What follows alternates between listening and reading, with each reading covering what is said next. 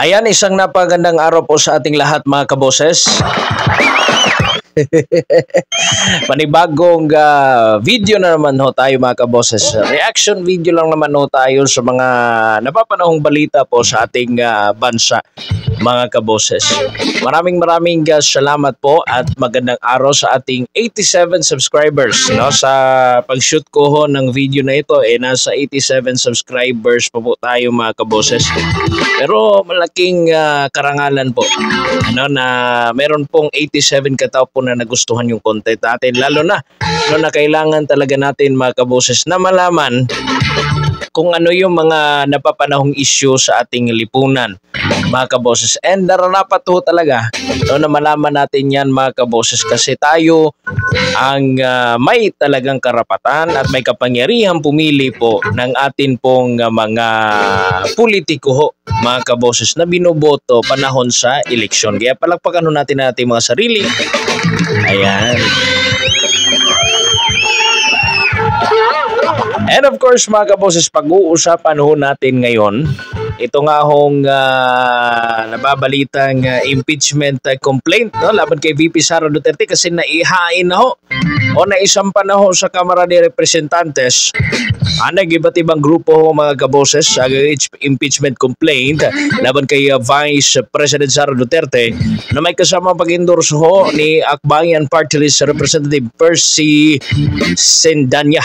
Dinala nitong Lunes ngayong araw ho mga kaboses sa Secretary General's Office ng Kamara ang impeachment complaint na inihain ng mga kinatawan ng civil society organizations, religious leaders, sectoral representatives at pamilya daw ho ng mga biktima ng extrajudicial killings mga kaboses. Kaya ho ngayon ito po yung pag-uusapan natin mga kaboses kung saan ba ito hahantong ang impeachment complaint ito and para po sa detalye ho mga kaboses para malaman ho natin ano ba yung mga grounds ng impeachment complaint na ito. Pakinggan ho natin ang news na ito mga kaboses mula ho sa UNTV mga kaboses kung saan talagang dinitalya nila dito yung nilalaman ho ng impeachment complaint. Narito po mga kaboses ang napapanahong balita ngayong araw. Magandang gabi Dante, anong grounds ba o basihan ng mga complainant para mapaalis sa pwesto ang pangalawang Pangulo? Magandang gabi June. Pasado nga alas 2 ngayong hapon ay dumating dito sa House of Representatives, partikular sa tanggapan ng Secretary General ng Mababang Kapulungan ng Kongreso ang isang grupo na binubuo ng 17 individual na naghain ng impeachment complaint laban kay Vice President Sara Duterte. Subalit June ay naghintay ang mga ito ng mahigit isang oras bago formal na tanggapin ng House Secretary General na si Reginald Velasco.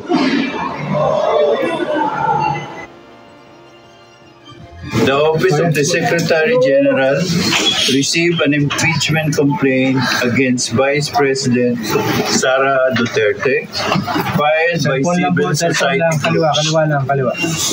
The House of Representatives Senator Laila de Lima pala ito mga kaboses on any impeachment complaint filed in accordance with the 1987 Philippine Constitution.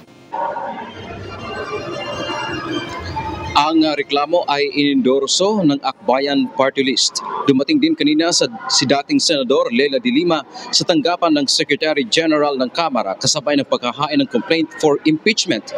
Nang tanungin natin June kung bakit sumama siya, ito ang naging tugon ng dating mambabatas.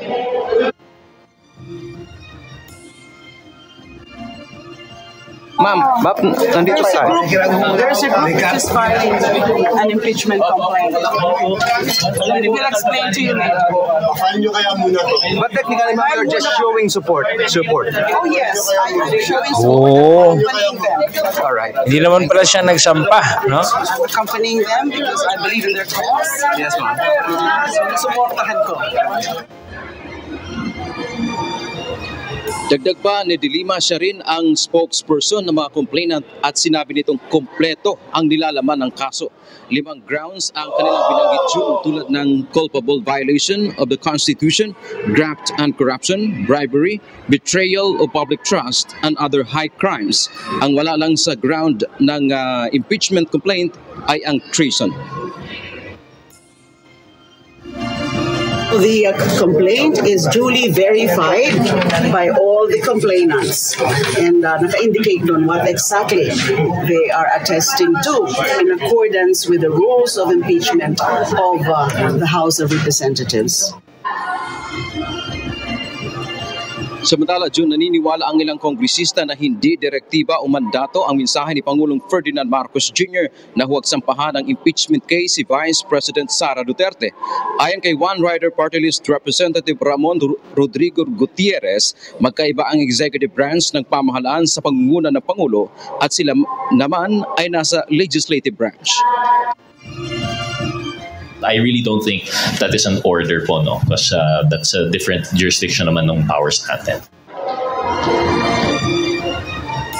Para kay Gutierrez, bilang payo ang sinabi ng Pangulo. Samantala si Lanao del Sur, 1st District Representative Zia Alonto Adyong naman ay sinabing guidance lang ang mensahe ng PBBM.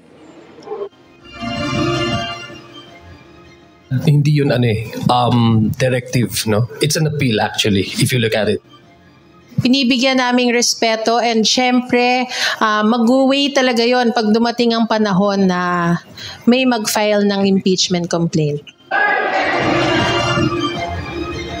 Pero nilinaw ni na Representatives Gutierrez, Adyong at Zamora na hindi sila nakatanggap ng personal na mensahe ng Presidente.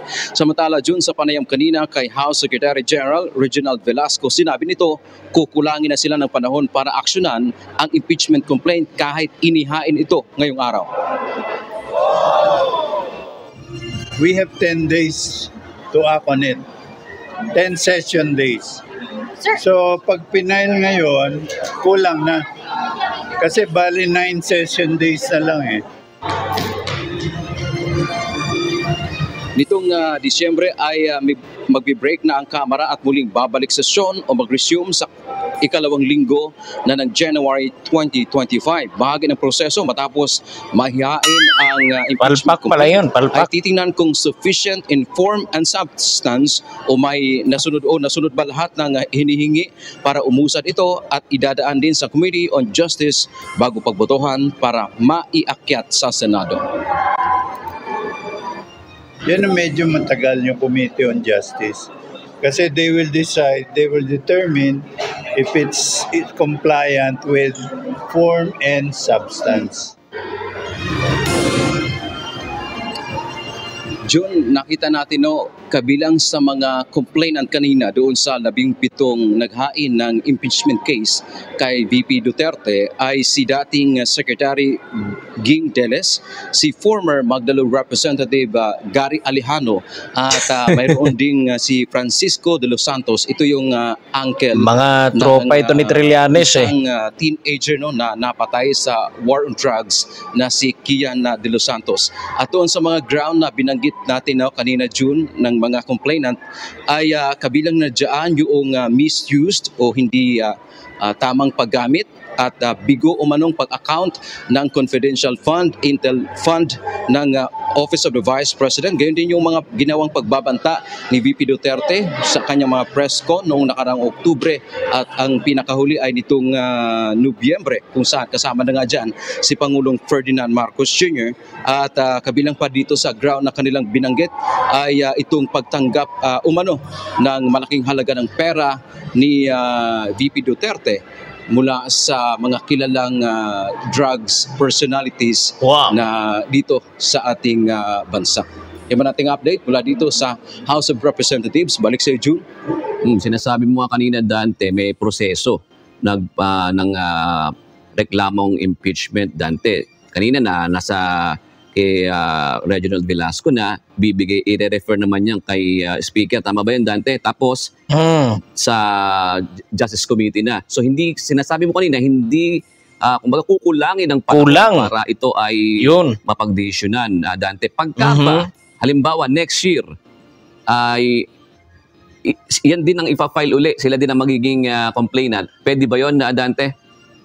File na naman ulit.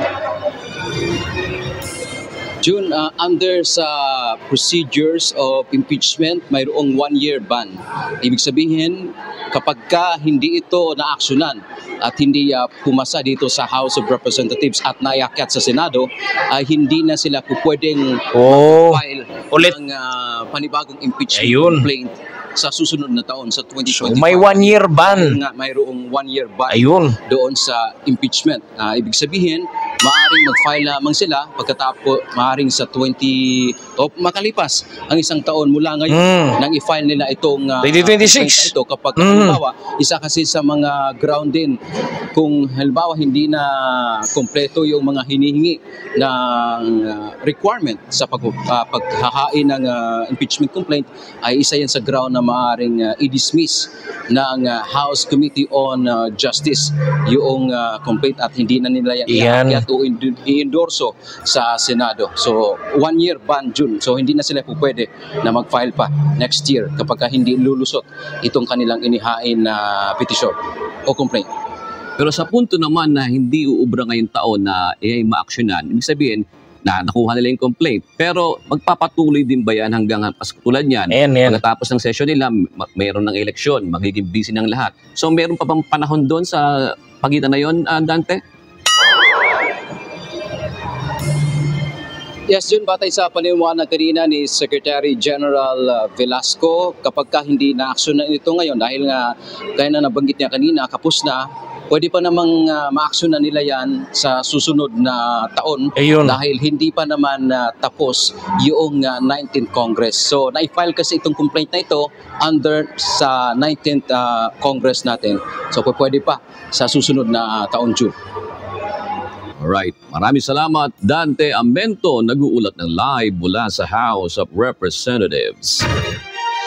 Ayun. Maraming salamat po sa atin hong mga tagapagbalita sa UNTV, mga kaboses.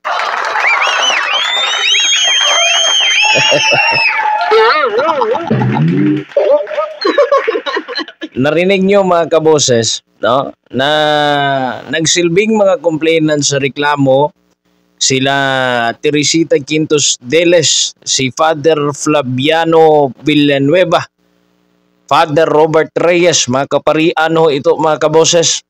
Randy de los Santos, ang tiyuhin ho ng tukhang victim na si Kian de los Santos.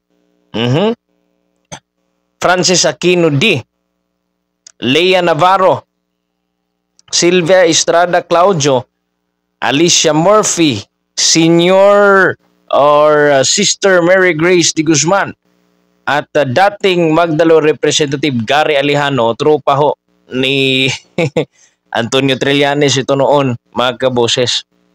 Kasama ho nila si dating Senador Laila de Lima, nominee ng party list group na mamamayang liberal, mga kaboses, pero nang tinanong kung ano ba yung role niya doon, taga-suporta lang daw ho siya, mga kaboses. Suportado niya ho yung impeachment complaint laban kay VP Sara. Hindi naman tayo na-shock doon. Akala ko nga may sinampa siya sa ambush interview, narinig niyo na sinabi ho ni Sindanya, mga kaboses, na naging basya ng impeachment complaint laban kay Vice President Sara Duterte ang betrayal of public trust, culpable violations of the Constitution at iba pang krimen ho, mga kaboses. So ang tanong ho natin dyan, no? Ang tanong natin, mga kaboses, kung uusad ba ito dyan sa Kongreso? Sa tingin nyo, mga kaboses, sa tingin nyo, uusad ba dyan ito, mga kaboses, ang impeachment complaint na ito? Uusad kaya ito? Sinabi na nila na kailangan daw may 10 sessions. Yung sessions na natitira ngayon ng Kongreso is ano pa lang 9 na lang. No, mga kaboses, I'm sure, no, baka meron pa silang ibang way dyan para na matuloy ito, mga kaboses. Hindi lang natin alam, pero sa tingin nyo, uusad kaya ito, mga kaboses? Itong nakaraang linggo nga, no, mga kaboses, sinabi ni or bago lang, no, sinabi ni Pangulong Ferdinand Marcos Jr. natutol siyang ipa-impeach si Duterte. Pero matitigas ang ulo ng Kongreso mga kaboses. Kung gugustuhin nila kasi ito yung process dapat may mag-complain bago sila kikilos. Hindi naman sila yung pwede yung mag-initiate, no? Kasi mga legislator sila. Mga kaboses, ano bang kasalanan ni VP Sara sa kanila? Diba? So dapat ibang sektor ho yung magpa-file ng complaint para sila ho makausad na ho doon sa impeachment na sinasabi ho. Ano po? Mga kaboses, ano sa tingin nyo? Uusad kaya ito o hindi? Mga kaboses, comment nyo sa baba ano yung masasabi ninyo regarding ho sa issue na ito, mga kaboses. Ay nako, kailan kaya matatapos ang gulo na ito mga kaboses? Sabi nila ano daw guide lang daw yon, no, yung sinabi ni Ferdinand Bongbong Marcos Jr. Totoo naman na wala talagang power ang executive department, no, kasi magkaibang branch yan Meron tayong executive, legislative at saka judiciary. Yung Congress natin is nasa legislative branch. So hindi yan hawak ng executive, mga kaboses. Talagang mag-guide lang yung presidente. Pero kung sasabihin natin mga kaboses na hindi nila papakinggan ito si Ferdinand Marcos Jr., si Presidente BBM, ibig sabihin matitigas ang ulo nila at pwedeng balang araw mga kaboses baka si Presidente Marcos na naman yung tirahin nila. Ano po? Ano sa tingin nyo? Matitigas di ba? Sinabi nila yung power lang nila yung gagamitin nila. Ayaw nila makinig sa Presidente mga kaboses. So ano sa tingin nyo? Uusad kaya ang kaso na ito mga kaboses o ang impeachment complaint na ito o hindi? Paki-like and share po mga kaboses and subscribe ko kayo mga kaboses kung gusto niyo po ang updated kayo sa mga nangyayari sa ating lipunan mga kaboses. Maraming salamat po sa ating mga subscribers and bukas comment nyo sa baba yung mga komento ninyo, i-shoutout ko kayo bukas. Isa-isahin ko kayo mga kaboses. And maraming salamat po sa inyong pakikinig at pagmamatyago sa ating bayan mga kaboses. Vox Populi PH po. God bless po sa inyo lahat and thank you and bye-bye. See you in the next video. See you in the next vlog mga kaboses.